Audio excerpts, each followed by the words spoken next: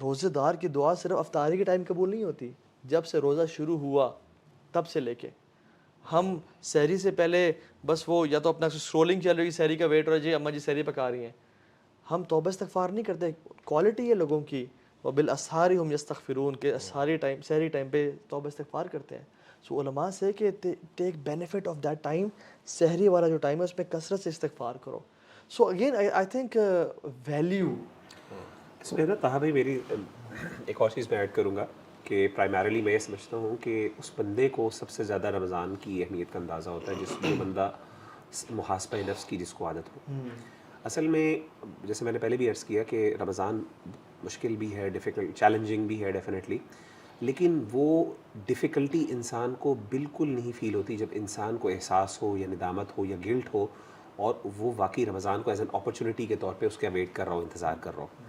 یہ ایسا ہی ہے فار ایگزامپل کہ ایک بندہ ہے فار ایگزامپل اللہ نہ کرے وہ کسی بیماری کا شکار ہے، تو اس کو اگر کچھ ایکسرسائزز کرنی پڑتی ہیں یا کچھ میڈیسنس لینی پڑتی ہیں تو بعض اوقات وہ یعنی اس ٹائم یہ پرواہ نہیں کرتا کہ میں ہاسپٹل میں جاؤں گا، وہاں پہ جا کے میرے سے ٹریٹمنٹ ہوگا، مجھے کٹس لگیں گے، مجھے وہ ہوگی، پین ہوگی. اس کے نزدیک یہ بہت چھوٹی چیزیں ہوتی ہیں کیونکہ ایک بڑا پرپس اس کے سامنے وہ ہوتا ہے. ان دا سیم مینر اگر ہم دیکھیں کہ میں دیکھتا ہوں کہ جس بندے کو جس نے گناہ کیے پورے 11 مہینے اور وہ بیچارہ اب ترس رہا ہے کہ استغفار کے لیے کہ اللہ مجھے کسی طریقے سے، اور وہ محاسبہ، اور یہ کبھی ہو سکتا ہے جب انسان کو احساس ہو، جب اس کو ایک ریئلائزیشن ہو کہ میں نے کچھ برا کیا ہے. اگر وہ برائی کی اس کو احساس نہیں ہے نا برو، تو وہ تو پھر وہ اس کے نزدیک تو یہ بوجھ ہی بوجھ ہے. لیکن جتنا اس کو احساس گہرا ہوگا نا، جتنا اس کو غم زیادہ ہوگا، جتنا وہ اس کے لیے تو رمضان کی مشکل سے مشکل گھڑی اس کے لیے آسان ہوگی. وہ کہے گا یہ تو میرے لیے جنت آ گئی، میرے لیے اپرچونٹی آ گئی.